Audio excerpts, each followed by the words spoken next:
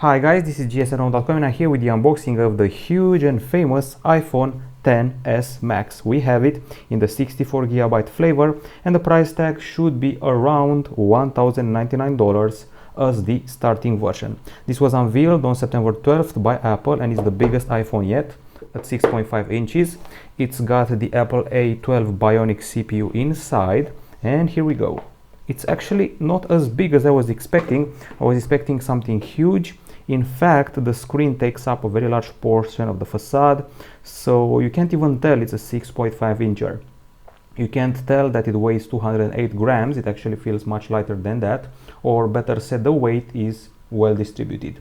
Now the phone has glass at the front, glass at the back, starts at $1,099 for the 64GB version. It also has a 256 and 512GB version as well. Stainless steel frame, glass all over, and inside the box we've got this envelope with the manual, other details, and a metal key to access the slots, plus stickers which you can put over your non-Apple laptop.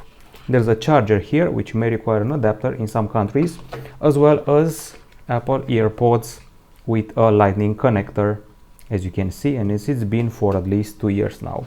We also got the USB to lightning cable, but Apple did not include this time, or at least I'm not seeing it, any sort of lightning to 3.5mm adapter, so there's that. I'm going to fire up the phone. We're dealing here with a 6.5-inch iPhone which has an OLED screen with a resolution of 2688 over 1242 pixels. It measures 7.7mm in thickness, weighs 208 grams, and comes in gold, space gray, or silver.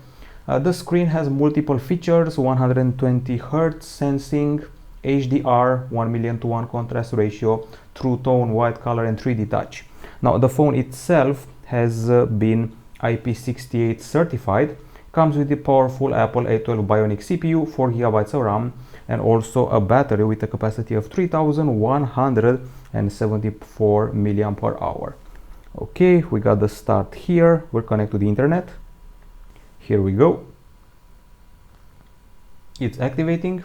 Now camera wise, at the front you get a 7-megapixel shooter and also the TrueDepth mechanism for Face ID authentication. You get Animoji and Memoji, Gigabit LTE, NFC, Bluetooth 5.0, GPS, and GLONASS. Now at the back there's a dual camera. There are two 12-megapixel sensors, a quad LED flash, and also we have dual optical image stabilization and also 4K capture at 60 frames per second. We continue with the setup. We don't want Face ID just yet.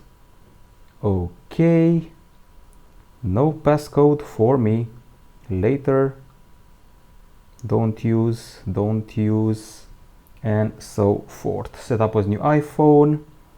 No love for Apple ID just yet. Setup later. Okie dokie. Agree, continue, enable. Lots of steps here, but I feel that the setup has gotten faster over the past years, and you can actually see the screen with or without the True Tone. Without the True Tone it's a more clear white. With it it's well, more yellow, but it protects your eyes actually. iOS 12 in the mix. Since it's derived from the iPhone X, it's got the swipe gestures to get you going.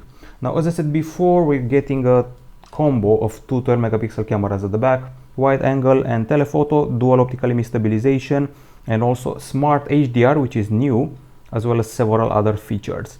Now, we also have something interesting. So if you go to the camera and let's say you take a portrait photo, which by the way has a few modes, got natural light, contour, stage light, and more. Let's go to the selfie, and I'm going to opt for contour. I can take the shot like that. You can go here, edit, and you can play around with the depth using this f-stop option. You can increase or decrease the blur behind me, and that's one of the new features. Of course, there's also the Smart HDR, which we should be able to find here. Regular HDR combines about 3 photos. Smart HDR combines around, from what I've heard, something like 9 photos. So Smart HDR is in the mix here, and you can either trigger it or have it deactivated, and you can see here we got the HDR option. Since this one is an S version, iPhone XS Max, it upgrades the camera. That's the biggest thing to remember here. It has iOS 12. The navigation is still based on gestures, and just for curiosity's sake, let's access gsmdome.com. Here we go. gsmdome.com on a big screen, a 6.5-inch OLED screen, and the phone is actually not as big as one would expect, and also not as heavy, with the weight being excellently distributed on the device. Of course, it has a notch. Here it has the TrueDepth mechanism for Face ID, and if you want to do a bit of multitasking, you have this thing here. You can do the L-shaped thingy and go between the apps.